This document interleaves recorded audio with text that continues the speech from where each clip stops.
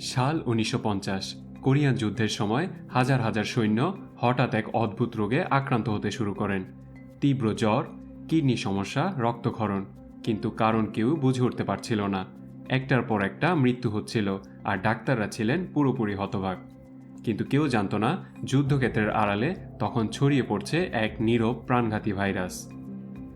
১৯৭৬ সালে দীর্ঘ গবেষণার পর বিজ্ঞানীরা জানতে পারেন এর পেছনে ছিল এক নতুন ধরনের ভাইরাস, আর দক্ষিণ কোরিয়ার হান্টান রিভার থেকে এই ভাইরাসটির নাম দেওয়া হয় হান্টা ভাইরাস। এই ঘটনাটি প্রথমবার বিশ্বের সামনে নিয়ে আসে হান্টা ভাইরাসকে। হান্টা ভাইরাস আসলে কি, পৃথিবীর কোন কোন দেশে এখন এটি ছড়িয়ে পড়ছে, কেন এই ভাইরাসকে এত ভয়ঙ্কর বলা হয়, আর সবচেয়ে গুরুত্বপূর্ণ, কিভাবে আপনি এই ভাইরাস থেকে নিরাপদ থাকতে পারবেন, এই সব কিছুই আজকে ব্যাখ্যা করব সায়েন্সনেপ বাংলার আজকের ভিডিওতে।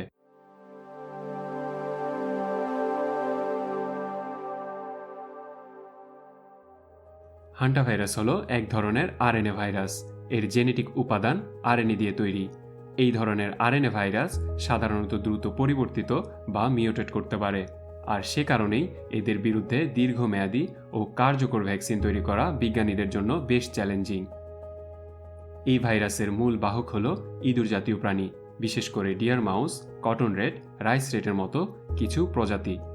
সবচেয়ে অদ্ভুত বিষয় হলো এই প্রাণীগুলোর নিজের শরীরে সাধারণত ভাইরাসের কোনো প্রভাব দেখা যায় না। তারা স্বাভাবিকভাবেই বছরের পর বছর ভাইরাস বহন করে বেড়াতে পারে, কিন্তু সেই একই ভাইরাস যখন মানুষের শরীরে প্রবেশ করে তখন সেটাই মুহূর্তে প্রাণঘাতী রূপ নিতে পারে। কিন্তু হান্টা ভাইরাস কিভাবে মানুষের শরীরে প্রবেশ করে? হান্টা ভাইরাস ছড়াতে পারে ইঁদুরের মল, প্রস্রাব বা লালা থেকে। সেখান থেকে ভাইরাস মিশে যায় বাতাসে, আর বাতাস থেকে তা সরাসরি পৌঁছে যায় ফুসফুসে। এমনকি ইঁদুরের মুখ লাগা বা দূষিত খাবার থেকেও এই ভাইরাস মানুষের শরীরে প্রবেশ করতে পারে। সবচেয়ে ঝুঁকিপূর্ণ জায়গা যেখান থেকে সহজেই ছড়াতে পারে এই ভাইরাস, সেগুলো হলো পুরনো বন্ধ ঘর, গোডাউন, স্টোর রুম, গ্যারেজ বা পরিত্যক্ত বাড়ি, যেখানে দীর্ঘদিন ইঁদুর বাসা বেঁধে আছে। তবে একটা বিষয় জানা জরুরি, সাধারণত হান্টা ভাইরাস মানুষ থেকে মানুষ ছড়ায় না।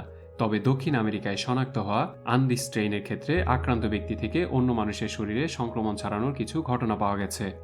এখনও পর্যন্ত এটিই একমাত্র পরিচিত স্ট্রেইন যেটির ক্ষেত্রে এমন প্রমাণ মিলেছে। কিন্তু বর্তমানে কোথায় বেশি দেখা যাচ্ছে এই হান্টা ভাইরাসের প্রাদুর্ভাব? দক্ষিণ আমেরিকার কয়েকটি দেশে এখনও নিয়মিত হান্টা ভাইরাস কেস দেখা যায়, বিশেষ করে আর্জেন্টিনা, চিলি এবং ব্রাজিলে। আর্জেন্টিনার প্যাটাগোনিয়া অঞ্চলে আন্দিস স্ট্রেইন নিয়ে বহু বছর ধরেই উদ্বেগ রয়েছে। চিলিতেও গ্রামাঞ্চল ও বনাঞ্চলে সংক্রমণের ঘটনা নিয়মিত রিপোর্ট হয়। আমেরিকাতেও প্রতি বছর স্পোরাডিক কেস পাওয়া যায়, বিশেষ করে নিউ মেক্সিকো, কলোরাডো, অ্যারিজোনা এবং ইউটার মতো অঞ্চলগুলোতে। তবে ইউরোপে পরিস্থিতি একটু আলাদা। এখানে বেশি দেখা যায় পুমালা এবং দোভরাওয়া ধরনের হান্টা ভাইরাস, যেটা মূলত কিডনিকে আক্রান্ত করে। জার্মানি, ফিনল্যান্ড এবং সুইডেনে নিয়মিত কিছু কেস রিপোর্ট করা হয়, তবে ইউরোপীয় স্ট্রেইনগুলোর মৃত্যুহার তুলনামূলকভাবে কম। তবে বাংলাদেশ আর দক্ষিণ এশিয়ার দেশগুলোয় এই ভাইরাসের প্রভাব কতটা? বাংলাদেশে এখন পর্যন্ত বড় কোনো প্রাদুর্ভাব আনুষ্ঠানিকভাবে নথিভুক্ত হয়নি, তবে বিশেষজ্ঞরা বলছেন নজরদারি ব্যবস্থা দুর্বল হওয়ায় অনেক কেস শনাক্ত নাও হতে পারে। হান্টা ভাইরাসের সবচেয়ে বিপজ্জনক দিক হল শুরুর লক্ষণগুলো খুব সাধারণ মনে হয়। প্রথম দিকে হতে পারে জ্বর, মাথা ব্যথা, শরীর ব্যথা, অবসাদ, বমিভাব, এমনকি ডায়রিয়াও। অনেকেই, এমনকি চিকিৎসকরাও ভাবেন এটা হয়তো সাধারণ ভাইরাল জ্বর বা ফ্লু। কিন্তু কয়েকদিন পর পরিস্থিতি হঠাৎ বদলে যেতে পারে। রোগীর শ্বাস নিতে কষ্ট শুরু হয়, ফুসফুসে পানি জমা হতে থাকে, আর এই অবস্থাকে বলা হয় হান্টা ভাইরাস পালমোনারি সিনড্রোম বা HPS। কিছু ক্ষেত্রে মাত্র 24 থেকে 48 ঘন্টার মধ্যেই রোগী গুরুতর অবস্থায় চলে যেতে পারেন। আর ইউরোপ ও এশিয়ায় বেশি দেখা যায় আরেক ধরনের সমস্যা, যেটিকে বলা হয় haemorrhagic fever with renal syndrome বা HFRS। এতে কিডনি আক্রান্ত হয় এবং শরীরে রক্তচাপ কমে যায়। আমেরিকার centers for disease control and prevention CDC এবং বিশ্ব স্বাস্থ্য সংস্থা এর তথ্য অনুযায়ী যুক্তরাষ্ট্রে শনাক্ত হওয়া হান্টা ভাইরাস পালমোনারি সিনড্রোম বা HPS এর মৃত্যুহার প্রায় 38%। আর এর পাশাপাশি বিশ্বের অন্য অঞ্চলে দেখা যায় haemorrhagic fever with renal syndrome, যেখানে মৃত্যুহার তুলনামূলকভাবে কম হলেও চিকিৎসা না পেলে তা গুরুতর ঝুঁকি তৈরি করতে পারে।